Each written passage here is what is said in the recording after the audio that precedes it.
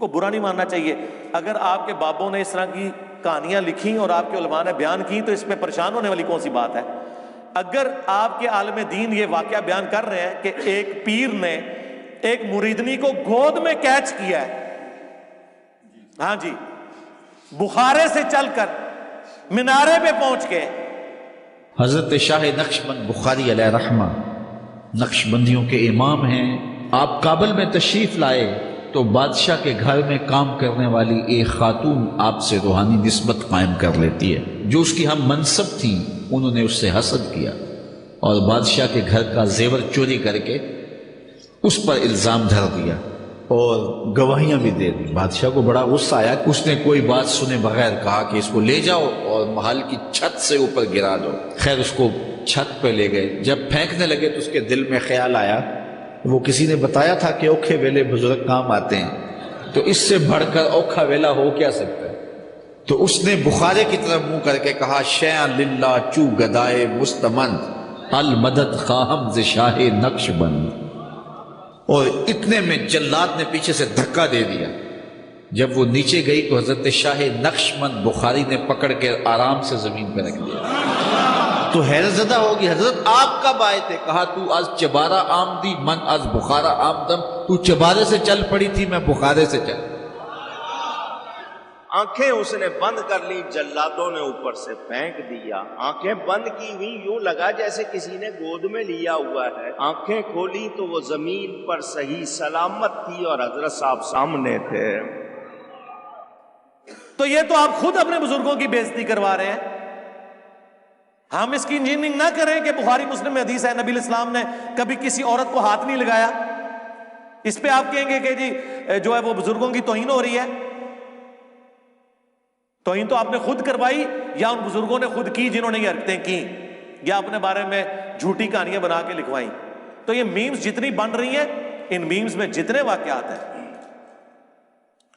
یار اتنے پڑھے لکھے علماء. اگلے دن وہ ڈاکٹر طاہر القادری صاحب کی وہ ویڈیو، اب تو خیر کافی ماشاءاللہ ان میں چینج آیا، لیکن وہ پرانی کچھ جوانی کے زمانے کی ان کی ویڈیو ہے. وہی واقعہ جی، شیخ عبد القادر جیلانی کے پاس ایک عورت آ گئی، وہ مرغی کا گوشت کھا رہے تھے اور وہ بچہ جو ہے وہ روکھی سوکھی کھا رہا تھا، تو اس کا دل پسیج گیا. تھوڑی دیر بعد انہوں نے ہڈیاں جمع کر کے کم باذن اللہ کہا اور وہ مرغا دوبارہ سے زندہ کر لیا. اور اس کو انہوں نے جواب دیا کہ جب تیرا بیٹا اس مرتبے میں پہنچے گا تو وہ بھی مرغی کھا لے. حضور غوث پاک کی بارگاہ میں گئی، ادھر دیکھا آپ مرغی کھا رہے تھے اور کھا کے ہڈیاں پھینک رہے تھے. ایک جگہ ہڈیاں جمع تھی. اب ماں اور پارا اور چڑھ گئے اور کہنے لگی، اے سرکار آپ مرغیاں کھائیں اور میرا بیٹا روکھی جو کی روٹی کھائے، یہ کہاں کا سلوک ہے؟ فرمایا بیٹھ جاؤ بھائی. جب کھانے سے فارغ ہوئے تو ہڈیاں جمع تھیں. آپ نے ہڈیوں سے کہا کہ ہڈیوں دوبارہ مرغا بن کے کھڑی ہو جاؤ. دیکھتے دیکھتے مرغی زندہ ہو کر کھڑی ہو گئی. آپ نے فرمایا تیرا بیٹا جب اس مقام پہ پہنچ جائے گا تو پھر جو چاہے کھاتا بھی. ہمارا ایک معصومانہ سوال ہے، کیا صحابہ کرام اس مرتبے پہ پہنچے ہوئے تھے کہ جب کبھی وہ کھانا کھاتے تھے تو ہاتھ رکھتے تھے تو وہ دوبارہ سے مرغے بن جاتے تھے؟ اور وہ روکھی سوکھی اس لیے کھاتے رہے کہ وہ مرغے زندہ نہیں کر سکتے تھے. تیسری بات، یہ کون سا قرآن حدیث میں لکھا ہوا ہے کہ جب تک آپ مرغی کو کھانے کے بعد ہڈیوں سے دوبارہ زندہ نہ کر سکیں تو مرغی کھانا حرام ہے؟ بخاری مسلم میں لکھا ہے نبی الاسلام نے مرغ کا گوشت کھایا. جب آپ رسول اللہ کے نام پر عزتیں اویل کر کے دین کی یہ حالت بگاڑیں گے تو ہم آپ کا مذاق نہ بنائیں. پھر ہم آپ سے ڈیمانڈ نہ کریں کہ لیاؤ نا، تسی نے کہندے دنیا جھا ٹائم غوث کتب ابدال نے لیاؤ غوث کتھے جے ککڑ زندہ کرے جی، مردہ زندہ کر لیتے. چھوڑ دو سرکار، سٹامپ پیپر پہ آپ کے بزرگ سے لکھوائیں گے کہ ہمارا قتل معاف ہے، انہیں شہادت کے درجے پہ پہنچائیں گے، وہ اپنے آپ کو زندہ کر کے بتا دیں، کہانی ختم.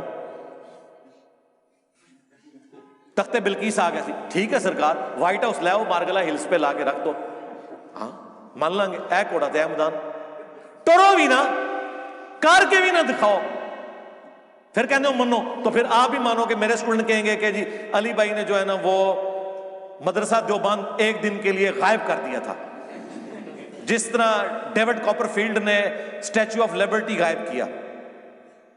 دوسرے دن انجینئر صاحب نے منظور الاسلام بریلی کا مدرسہ ایک دن کے لیے غائب کر دیا. تو لوگ مجھ سے یہ بریلوی دیوبندی کہیں گے نا کہ دکھاؤ ویڈیو کدھر ہے، ہمارے سامنے کرو، کہیں گے نا، پھر ہم کہیں جی آپ بزرگوں کو نہیں مانتے، آپ کرامات نہیں مانتے، آپ بھی تو یہی کہیں گے نا. تو ہمارا یہ کہنا کوئی توہین ہے کہ کر کے دکھاؤ، مان لیں گے. کرو بھی نہ اور منوانے کی کوشش کرو، پھر تو ہم کہیں گے یار یہ زیادتی تو نہ کرو. تو ہمارا مقدمہ بھی سمجھیں. میں جتنی باتیں کر رہا ہوتا ہوں ریبٹل میں کرتا ہوں، اور یہ لوگ ان باتوں کے اوپر کہتے ہیں کہ دیکھیں یہ ہم توہین کر رہے ہیں. توہین نہیں ہوتی ہے. آپ نے جو بکواسیات ارشاد فرمائی ہوتی ہے نا، بونگیاں شریف، ان کے جواب میں بات کر رہا ہوتا ہوں.